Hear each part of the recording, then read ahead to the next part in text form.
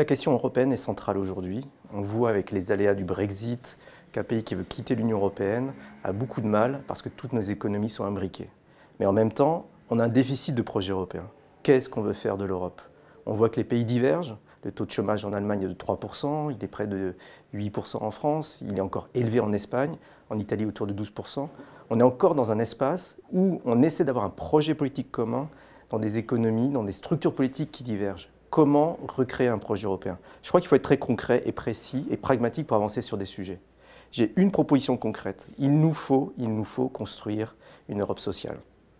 On a un projet qui est en cours d'élaboration, qui s'appelle une assurance chômage européenne, qui sera un niveau d'assurance chômage au niveau européen, en plus des systèmes nationaux. Pour être précis, c'est un peu ce qui se fait aux États-Unis. Ce n'est pas une invention folle, c'est ce qui se fait aux États-Unis. Chaque État américain a une assurance chômage et une assurance fédérale.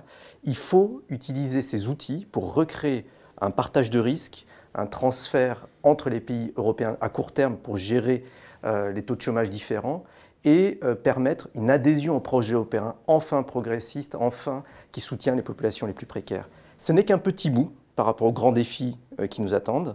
L'autre grand défi, c'est bien sûr le changement climatique et un plan d'investissement. Ces deux sujets, un plan d'investissement pour le climat et une assurance chômage européenne, sont deux pistes concrètes dans les années qui viennent.